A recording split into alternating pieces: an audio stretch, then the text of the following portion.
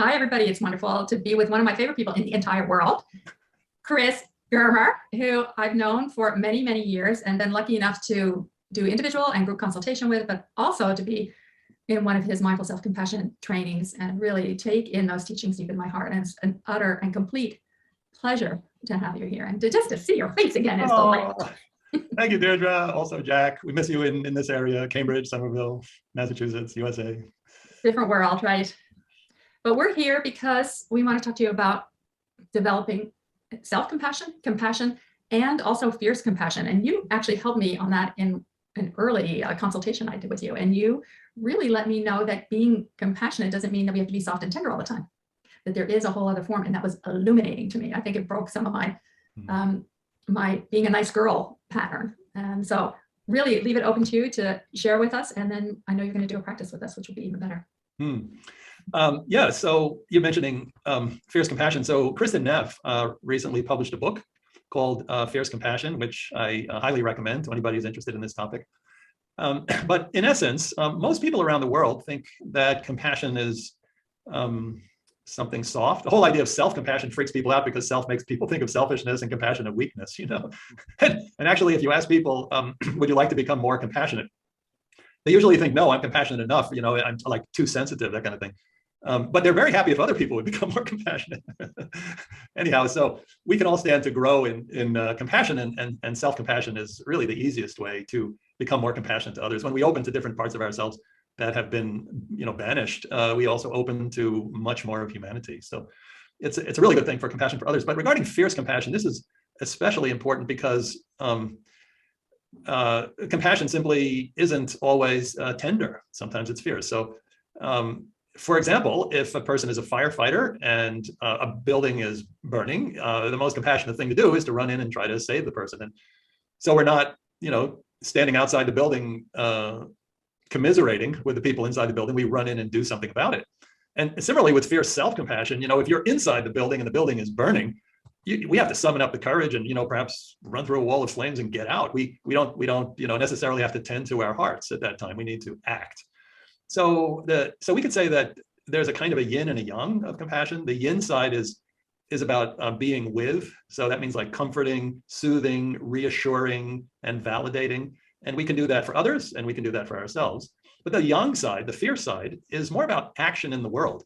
And that includes protecting. That means to be able to say no. You know, that's what we're seeing in a enormously powerful way in Ukraine right now, and also the way so many nations around the world are just standing up and saying no. You know, this is fierce compassion.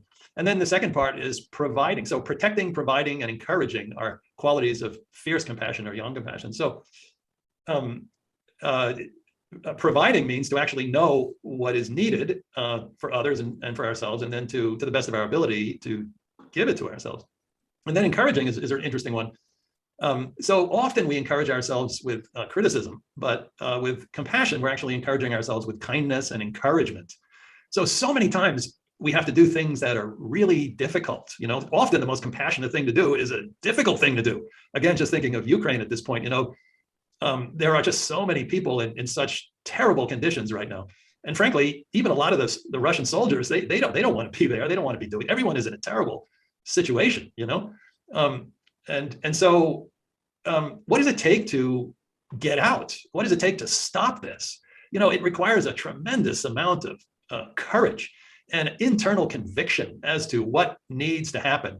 And that gives us power and strength. What we're witnessing in Ukraine is a country with, you know, their military is a fraction the size of the Russian military, but they're so far holding their ground with the help of others. And this is you know, the power of conviction and the power of motivation that comes from a sense of rightness, and also a sense of compassion for people, compassion for a nation.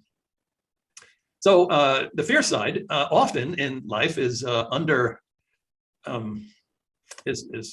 fierce side of compassion is often marginalized. And we think of compassion as primarily about being with, but it's also about really strong action in the world, particularly to address injustice. You know, so there's injustice happening in Ukraine, but there's injustice happening all the time, everywhere. And it's the responsibility of a compassionate heart to be able to step up and do something about it, actually, because if we don't do anything about it, that too causes pain in our own hearts and in the hearts of others. So these are the two sides of compassion and self-compassion. Perhaps I could say one last thing, and that is that sometimes we need to start with the yin side or the tender side, and sometimes we need to start with the yang side or the fierce side. So, for example, in order to have the strength to step out into the world in a strong way, and there's so many examples of this, like Nelson Mandela, Martin Luther King, Mahatma Gandhi, Mother Teresa. In order to be fierce in the world, you need to nourish your own spirit, and that's what we could call self-compassion, self-kindness, or tender compassion. And then when we've done that, then we can step out into the world and do what we need to do. Alternatively, sometimes we are being so assaulted by external forces, particularly oppressive or unjust systems, that we have to give a fierce no. We have to say no to what's going on in order to create a fence around our spirit, around our soul, in order to create a fence so that we can survive and so that we can nourish ourselves. So sometimes we start with yang, sometimes we start with yin, but what we really need is a combination of both to live a whole compassionate life. And deep respect to Kristin Neff for articulating this really beautifully in her book. It made me wonder, Chris. I took some notes here. I was thinking about how it's been for Jack and I in dealing with the Ukraine situation and feeling overwhelmed, not knowing what to do in the face of that much suffering. And it's almost like I didn't know where to be compassionate. Like, it's horrifying. And I felt helpless because I couldn't stop anything. So I'm wondering, how do we work with those awful global situations? Yeah. So first of all, since none of us are limited to our skin, in other words, who we are is inseparable from our environment, we are all living every moment of our lives in an ocean of suffering. If it's not happening within our skin, it's happening somewhere else, and it's part of who we are. So the necessity for self-compassion or to take care of what's going on within the skin is pretty universal, because there is always so much suffering going on outside the skin, which we feel as our own. So just to, know that we really cannot be in this world without feeling what you are just describing, Deirdre. And then there are times when things just smack us in the face, like, you're living in Europe, but war in Europe, this was unthinkable a few weeks ago. So it kind of shatters our peace, our inner balance and equanimity. And some people move right into outer compassion, some go into inner compassion. But in your case, you're such a heart-centered person and also enormously capable, you and Jack together, that I was just thrilled when you called me up and said, hey, I want to do something, and this is what I think I'm going to do, what I'd like to do, because I've got a lot of experience doing online work. I'd like to help people with an online program. So you sprang really quickly into action, which we would call fierce compassion. So you're asking me what to do. I think your response is the fact that we're talking together just kind of answers the question. But in order to sustain outer action, we really do have to tend to our own inner garden. We do need to create a fence occasionally. We do need to nourish ourselves. We've seen this in the pandemic better than ever, especially the people who are, frontline workers. People who couldn't, hide behind their own doors. They had to go out and help people, firefighters and police and medical people and people who are delivering food, everything. Those folks didn't get a chance to nourish themselves, and they need to. We all need to. And so how do we nourish ourselves? I think this is the question that you're asking. And also, how do we nourish ourselves in a way that sustains a compassionate connection to what's going on outside of ourselves? I do have a practice that I could offer in that regard, which it's called, I see you nodding. Do you want to do it? Thumbs up from Jack. Yeah, nourishment, yes. All right, so this is a meditation, but it can also be, what you can do sitting in, on a cushion or on a chair, but it's also something you could practice in daily life. You can practice this when you're watching television or listening to the news or walking down the street. You can practice any time in life. And it's called Giving and Receiving Compassion. It's the third core meditation of the Mindful Self-Compassion Training Program. And it essentially connects us with our breathing, the physical embodied somatic experience of breathing, in such a way that the in-breath is always for us. And when we are sufficiently nourished by attending to our in-breath, then the out-breath can be dedicated to others, any particular people or groups of people. So the elegance of this is that since we're always breathing in and out, by connecting the inward breath for ourselves, we are reminding ourselves to be self-compassionate. And by connecting the out breath to others, we are encouraging that natural flow of compassion inside and out. So I could lead this practice, and particularly Deirdre, since you are such a wonderful proponent of embodied practice and embodied healing, and I couldn't agree more because so much of our trauma is held in the body. I would like to add to the usual giving and receiving compassion some arm gestures, which potentiate the whole process of giving compassion to oneself and others. So with that elaborate introduction, maybe if we can take 10 minutes to do this practice, would that make sense? Yeah, okay. Yeah, so whoever is listening to this, just find a comfortable position. And allow your eyes to close partially or fully, whatever feels just right to you.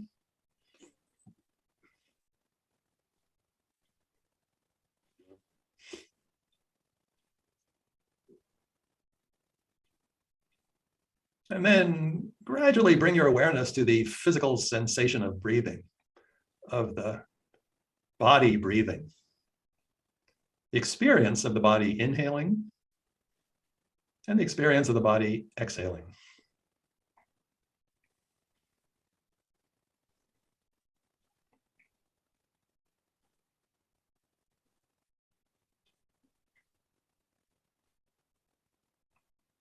And now focusing your attention to the body inhaling, one breath after another.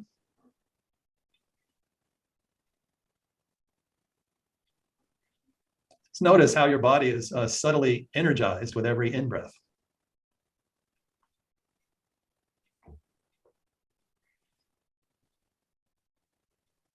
And perhaps also remember that with every in-breath, oxygen is brought to every cell in your body. That is, the in-breath is nourishing you all the time, even when we are unaware of it. So for now, feeling that gift, the body breathing in one breath after another.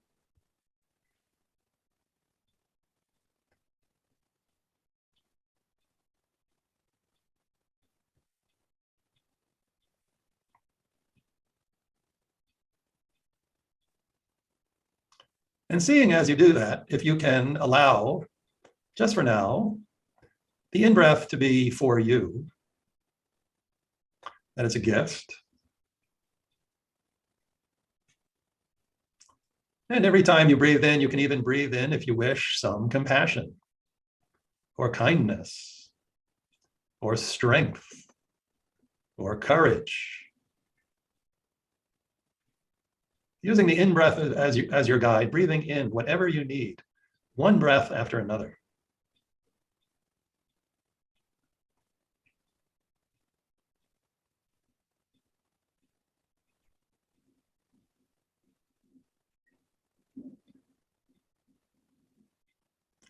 And now shifting your attention to the sensation of breathing out, the sensation of exhaling.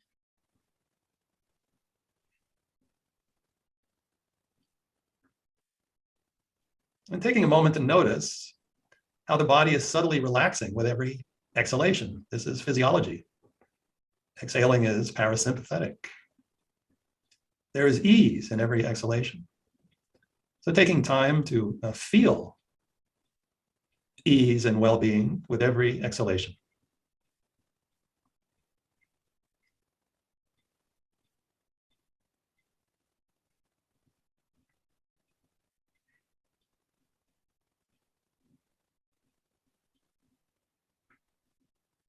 And now I'd like you to visualize a person or a group of people. Since we are here gathering in solidarity with Ukraine, you can even visualize that nation or people in that nation or images you might have seen on the media. Visualizing someone who right now probably needs your help or someone's help, needs compassion in some form, tender form or fierce form. So visualizing one or more living beings. And with each out-breath, one out-breath after another,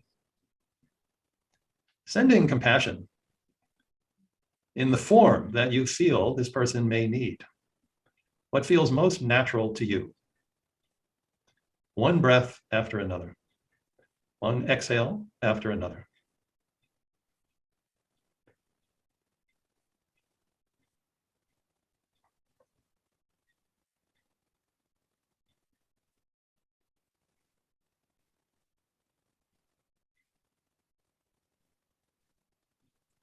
And now let's feel once again the body breathing both in and out, feeling the sensation of inhaling and exhaling.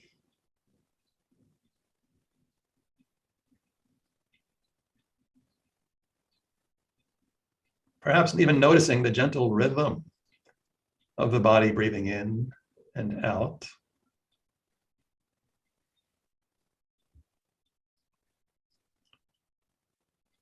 Giving yourself permission to enjoy that rhythm, that internal rocking and caress of your breathing, flowing in and flowing out.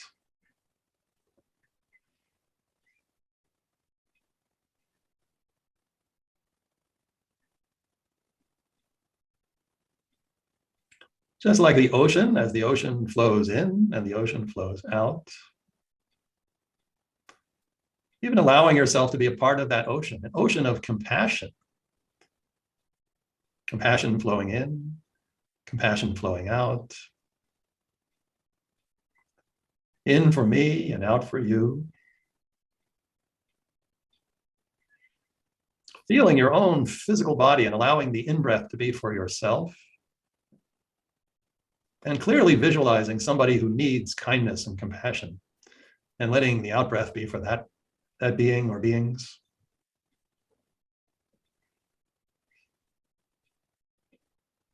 Allowing ourselves and others to be joined in an ocean of compassion, flowing in and flowing out.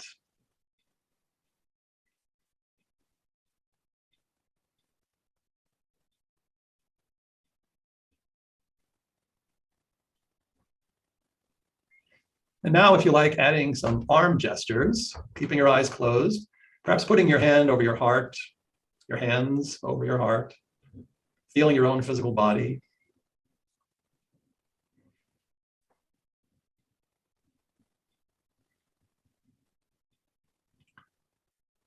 And then extending your hands in a gesture of offering, just to know what that feels like.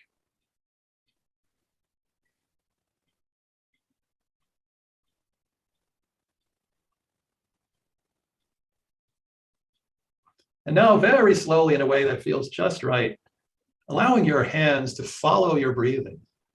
That is to say, as you breathe in, drawing your hands toward your own body. And as you breathe out, extending your hands, open palms to another.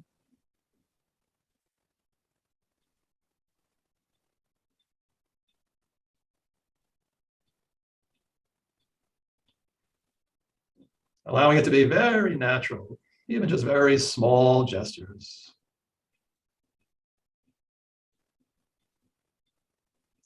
In for me, out for you.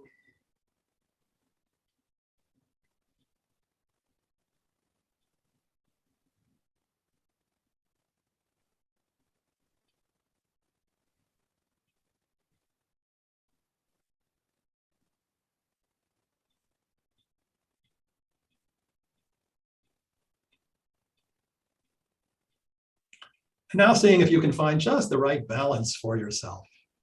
And that means if you need to nourish your own spirit for a while, just keep breathing in and out, but keeping your hands over your own heart.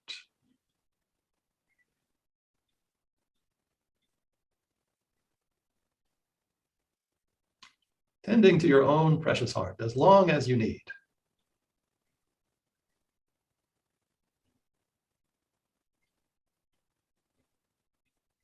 And when you wish, you can open your palms and extend them toward another and hold them there as long as you wish.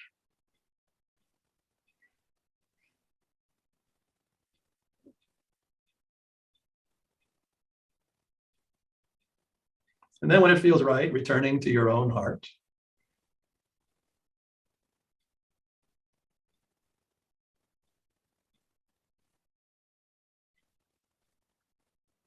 When your hands are over your own heart, savoring the experience of breathing in one breath after another.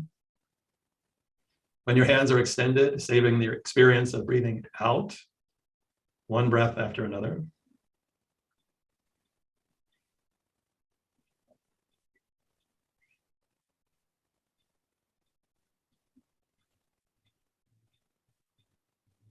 Finding just the right balance for you.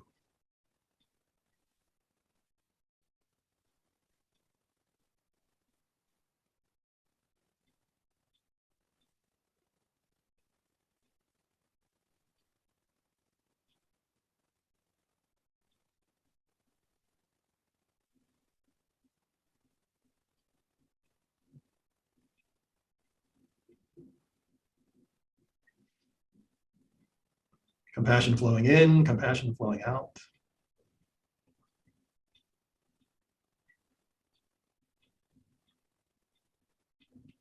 Feeling the gentle rhythm of your breathing. Allowing yourself to be part of an ocean of compassion.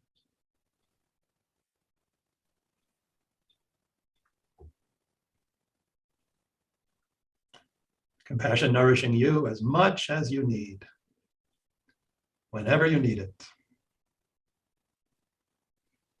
And extending to others as much as you need, whenever you need it.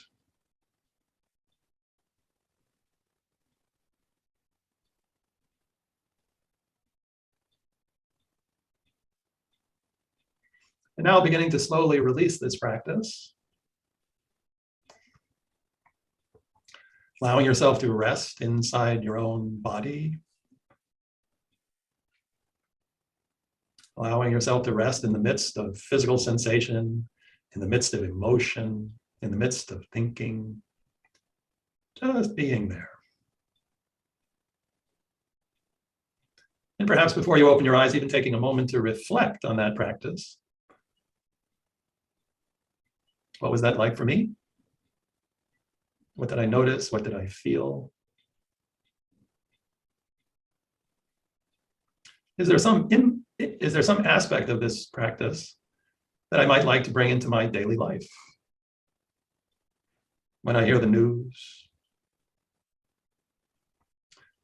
would I like to extend beyond my hands to actually maybe do something, take in a refugee from Ukraine? Does that feel right to me? Or maybe not yet, whatever you wish. Do I need to nourish my own heart more at this time?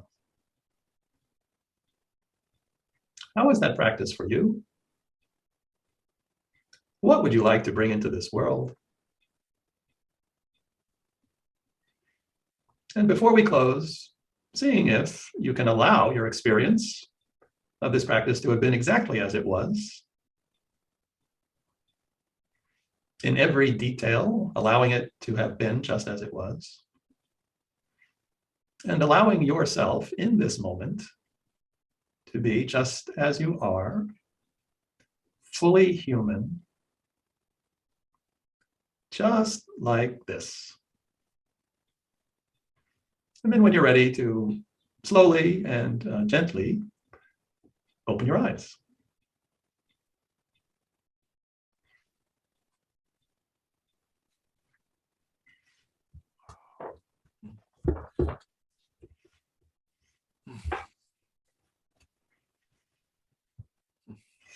Thank you, Deirdre. Thank you, Jack. Thank you, everybody who participated. What a gift. Thank you, Chris. And to our true nature, really, letting us drop in. Thank you so much. Feeling the edge of tears, actually, thank you so much.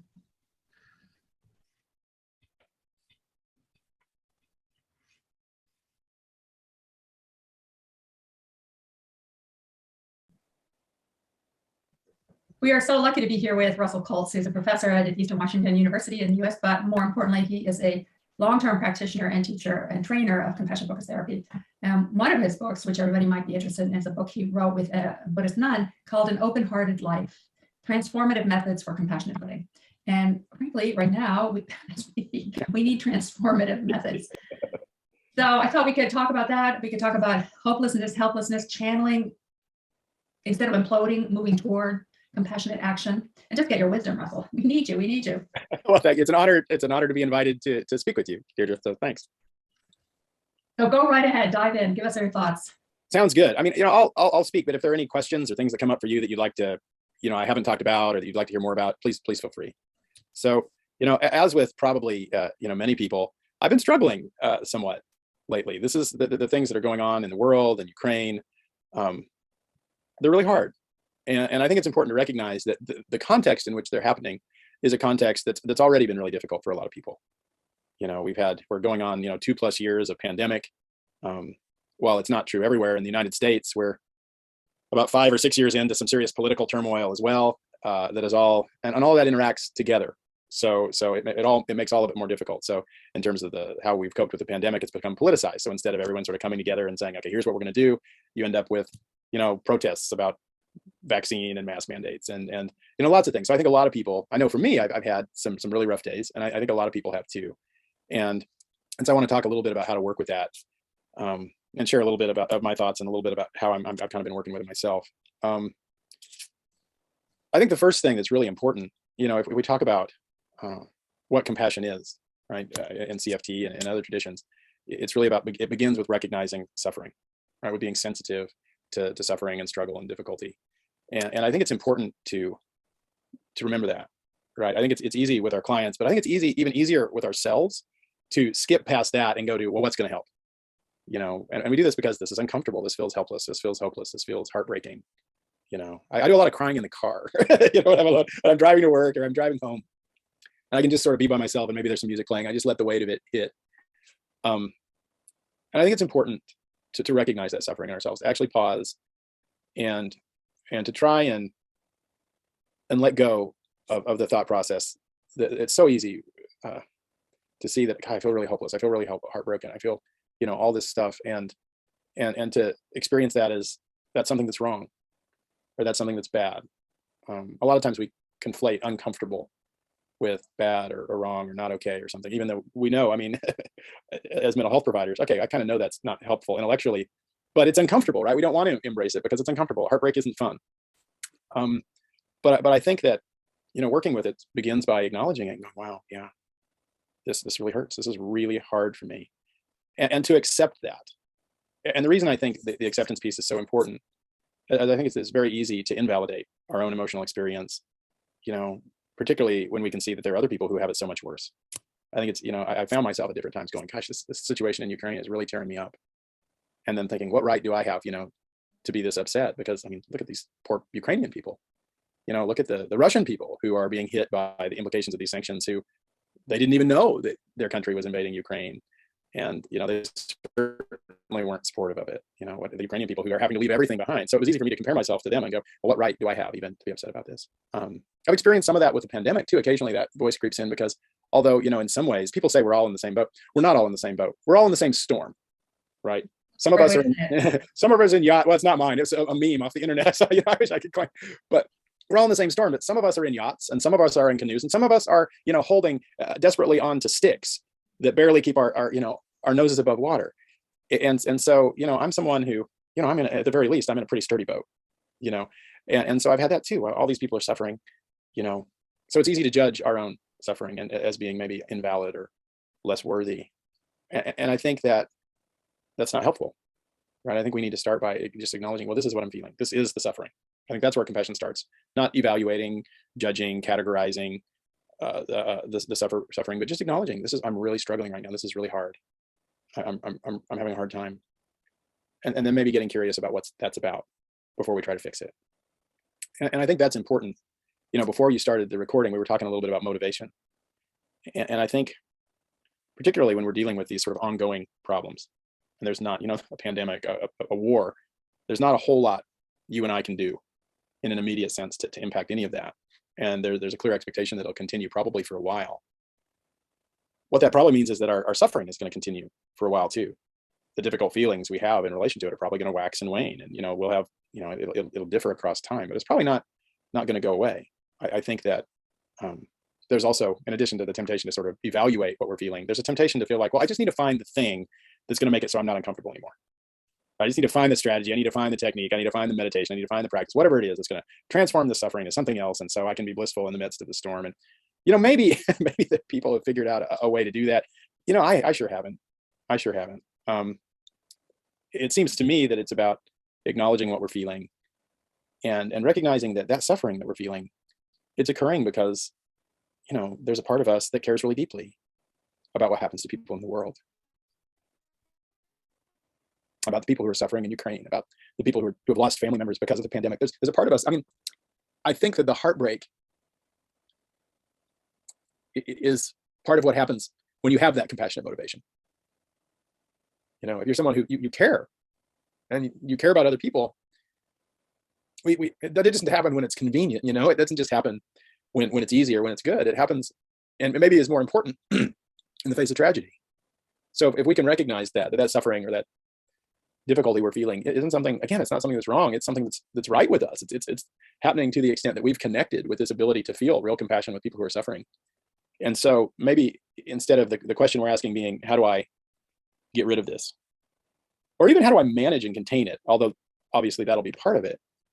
What if it's, how do I take care of that compassionate version of me? How do I take care of this kind version of me that wants to help and is brokenhearted because they just can't right now? There's just not a lot that can be done. How do I help that version of me? And I think that starts, the answer to that question, how do I help support that version of me, is really, it starts with getting really curious around what we've noticed has tended to be helpful in our lives before when we've been really struggling. I have to tell you, in the last 2 years, I've been snuggling with my dogs a lot more. I have been, because when I'm at the point where I just can't put words to stuff anymore, when I'm just in it and I'm just feeling it, I just need some soothing. When I lay down on the floor with those dogs and they just curl up with me and just love me unconditionally, it helps. It helps. Really, or whatever, just to get curious about whatever does that for you. I think we have, you'll hear this phrase a lot in CFT circles. The finger pointing at the moon is not the moon, right? The moon is in this context, the psychological process we want to activate, right? And the fingers that point at the moon are the way we get to that. So if you think about that, all the techniques, all the practices, all the stuff we use are the finger that points at the moon. But if the moon is soothing, if the moon is, being able to connect with the compassionate motivation or whatever it is, we want to use the techniques that we've learned and the practices we've been taught. But I think with our clients and ourselves, a really important part is just getting really curious about what we've noticed is helpful for us. In those times when we've sort of been resilient, even though it's been really hard, what supports were in place, what were we doing, who were we engaging with, and then to like collect those little bits of wisdom about ourselves, so that when we're really struggling, we can draw upon them and we can use them. You say, I know this will help support, this compassionate version of me that's really heartbroken right now. And so for me, it's snuggling with my dogs and it's music. And I've gotten a lot better at guitar playing the last 2 years, which, for me is exciting. But I've just been doing that a lot. And, time in nature. And these are the things that I notice that support me. And it's still hard. That's the other part I think is really important to acknowledge, that if our goal is it's not going to be uncomfortable anymore, I think we're going to be disappointed and we're going to feel like we're failing. Because for me, it seems to me, Russell, that there's a whole cultural society myth that's getting broken apart, which is that we should be happy all the time, or like we shouldn't be struggling. And yet, I don't know. The mode. I like the way that you said that. It's like this cultural myth that's kind of being shattered, and I think that's part of what the pandemic. The pandemic is interesting. In CFT, we have these three circles model, these three systems that we talk about: threat, drive, and safeness.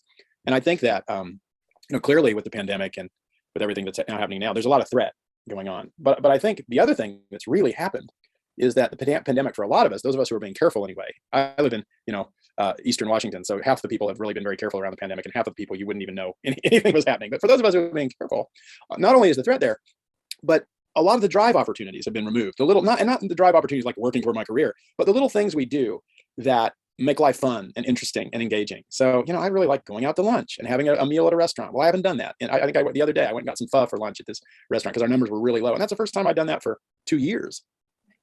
So the little things we do that bring these little dopamine spikes, right? These little, this is fun. This is engaging, getting together with friends for this, getting together with friends for that, going to eat here, the little activity, going to a movie. I haven't been to a movie in 2 years.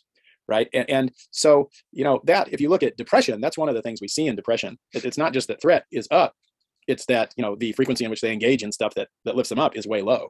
And we've had life contexts that have kind of almost forced those contingencies, right? So we just have fewer things that we engage in that fill us up, that distract us from the threat. That's the other thing that we do. A lot of people, even pathologically, will go and do so they don't have to feel. But even in the sort of normal sense, just the things we do that make life worth living, the fun things, the little interactions, the exchanges, the pandemic's really dampened a lot of that down. So, the phrase that I've been using lately is, it's felt kind of, people ask, how are you doing? It's like, well, it's an asterisk on that. I'm doing well, but it's like life in grayscale. It's like a lot of the spice, a lot of the color feels like it's been removed, and I'm kind of living the same day over and over. And then, of course, that's the context in which, that when the war broke out, in which all that lands. The other thing that I think is really important too is, as Paul Gilbert talks about, we're really, in terms of safeness, we're really wired to feel safe through connection with people we care about. And so those opportunities for connection have been affected by the pandemic too. So I've had a lot fewer experiences of just spontaneously doing stuff with friends, those little connections where we are reminded there are people who value me, there are people who care about me, and the hugs, the touches, right? You can talk over social distancing, but it's hard to have a socially distanced hug. I mean, I remember there were times, my parents, we've got some health vulnerabilities in our family, so we've been very careful, but there have been times like I'd go to Costco for my parents and I'd meet them and just exchange the goods from car to car. And I remember there were times, I'd like hold my breath and then we'd go in for a hug. We'd hug for 10 or 20 seconds and then, okay, I need to back off and go for air. So I think part of the reason all of this is so hard is that, all the supports that are normally have been present, a lot of those have been dialed back. A lot of the ways we feel safe, a lot of the things we do that are fun, that focus our mind on other things, have been a lot harder to engage in the last couple of years. And as you say, before, we could kind of buy into the myth that we should just be happy all the time, because there were so many opportunities for reinforcement. There's so many things we could do to distract ourselves when we're uncomfortable that we could just go do that if we wanted to. People, if you're really motivated to avoid, you could do that. And the range of distractions, I think, for anyone who's being careful around COVID, the pandemic, the last couple of years, have been dramatically restricted. And so the reality of the fact that, yeah, sometimes you're just going to be uncomfortable has become a lot more hard to avoid. I mean, there's only so much streaming video one can watch, maybe.